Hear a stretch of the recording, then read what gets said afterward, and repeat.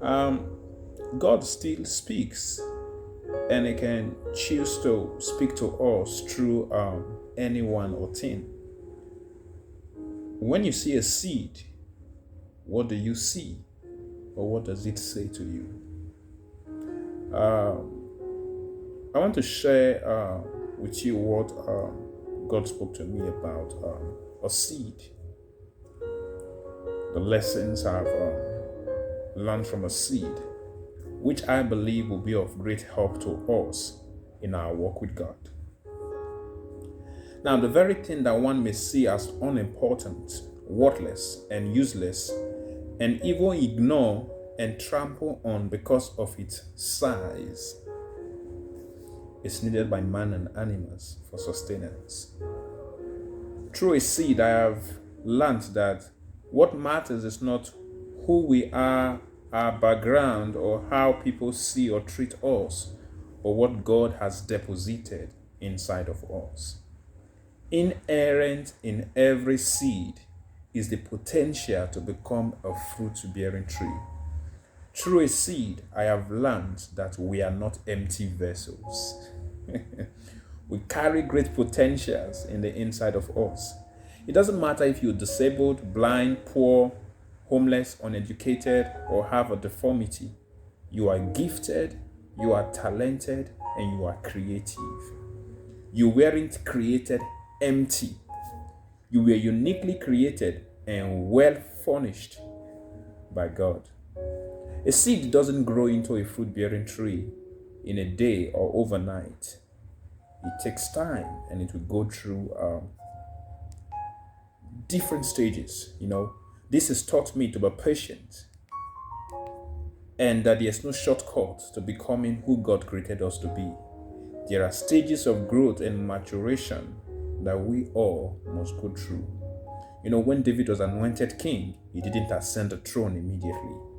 When Joseph dreamed, the dream didn't fulfill overnight. When God promised Abraham a child, the promise didn't come to pass instantly. When the Israelites left Egypt, they didn't enter the promised land immediately. A promise you're not prepared for, a destiny you're not prepared for, can become an idol in your life and take you far away from God. So before God gives us certain things or puts us in certain positions or commits certain things into our hands or sends us to some places, He first prepares us, He first matures us, He first grows us up. There was a season of waiting all those people I mentioned had to go through in the Bible. God cannot work with an impatient man, and that's one of the reasons He allows us to go through trials to produce patience in us, as James said. A seed never argues. This is what I love most. A seed never argues or questions the owner on when it should be planted or where it should be planted. I believe many of us watching this video have planted seeds. I believe you have. When you take the corn seed or the bean seed or the whatever seed, does it start arguing with you? Does it say, oh, Cynthia, oh, Jerry, oh, don't plant me there. Oh, that place is too dirty. Don't. Oh no, don't plant me yet. It's raining. The seed never does that. Just as a clay in the hands of a potter, so also is a seed in the hands of a farmer. This has taught me to be humble and submissive to God and to allow Him to do with me whatever He pleases. This reminds me of the song, I say yes. Sorry, I don't have a good voice. I say yes, Lord, yes, to your will and to your way. I say yes, Lord, yes, I will trust you and obey. When your spirit speaks to me, with my whole heart I agree. Lord, my answer will be yes. Lord, yes. Like I said, this has taught me to be humble and submissive to God and to allow Him do with me whatever He pleases. See, God alone knows where and when best you will grow. God alone knows where and when best you will grow, thrive, and flourish, just as a farmer knows the kind of soil and what season a seed will germinate and grow well. Should I say this? The seed trusts the farmer. For that reason, he never questions the farmer. Within the seed, this farmer knows where best to plant me. This farmer knows the right soil to plant me. This farmer knows the right season to plant me. So for that reason, I will not argue. Trust, the seeds has taught me to trust God. Trust God. Whereby I become flexible in the hands of God. So that I don't argue. That even if God sent me to the most remote place on earth, I'm still going to grow. I'm still going to thrive. I'm still going to flourish in that place. Same applies to you. Don't be a barrier to God's purpose for your life by trying to dictate for God where He should put you or when He should send you. A seed never grows to become a fruit-bearing tree for itself, but for others. This has taught me to be selfless and generous, not self-centered and selfish. To care about the needs of others, be a blessing to them, and be willing to deprive of myself of certain things for the needs of others to be met. It shouldn't be all about me. It shouldn't be all about you. You were not blessed or gifted for you, but for others. Should I say that again? You were not gifted or blessed for you, but for others. God made Esther a queen to bring salvation and relief to the Jews in time of destruction, not for herself. God put Joseph in the palace, not for himself, but to preserve mankind in time of famine. You were blessed to be a blessing. You are not a reservoir, but a channel through which God's blessings is to be dispensed to others. How many of us are willing to do something that will cost us, but will benefit others, not cost us in a bad way?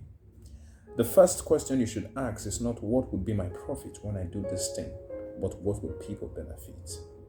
The willingness of a seed to be buried in the ground and be subject to heat, darkness, isolation, and death to become a fruit-bearing tree that man and animals will eat from and survive has taught me what true love and endurance is. It has taught me that for us to be who God created us to be and do what God destined us to do, which will impact and affect the lives of people positively, we must be ready to go outside of our comfort zone and subject ourselves to certain things that ordinarily we would not want to subject ourselves to. Who would want to be buried and be subject to darkness, heat, isolation, and death? Think about what Jesus had to do. Think about what Jesus had to go through for us to be forgiven and saved. Think about what Joseph had to go through for mankind to be preserved during famine. Think about what Paul and Silas had to go through for the jailer and his household to be reached and saved. Think about what the early apostles had to go through for the gospel to reach all nations. What are we willing to go through for the sake of God's kingdom? That's a question I've been asking myself. The seed never complains or worries about the heat, darkness, isolation, rain, storm, or sunlight, because it knows that without these things, it cannot grow into a fruit-bearing tree. This has taught me never to complain or worry about the trials or challenges we will encounter, because they are all part of the growth and preparation process, and are intended to make us who God ordained us to be and launch us into our destiny. A seed doesn't germinate and grow in a palace, but in dirt. D-I-R-T. You don't grow and flourish in your comfort zone, but outside of your comfort zone. Dirt is not comfortable at all. God has you where you are for a reason, even if it's not comfortable or convenient for you. We are not being punished, but pruned and equipped to do exploit for God's kingdom. I wonder what would have happened if Joseph was not thrown into a pit, sold into slavery, and put in prison. And lastly, all seeds are different and so cannot grow, germinate, or grow at the same time. Some seeds takes days or weeks to grow and bear fruit, while others takes months or years to grow and bear fruit. Example, a corn seed and a mango seed. This has taught me never to compare myself with others and to be content where God put me and what He is doing in and through me. Comparing yourself with others can make you step out of where God placed you before time or abandon what God has called you to do. God's plan and timeline for you are different from His plan and timeline for others. You are unique and different in your own way, and your own time will come. So, brothers and sisters and family, I pray this blesses you. And what do you see in a seed? What message have you learned from a seed? You can leave that in the comment section. Please do me a favor, share this video with your loved ones, your friends, and your family. And I appreciate if you subscribe so that whenever I do a new video, you'll be notified. Thank you all for your time. God bless you. Remember, you are not empty.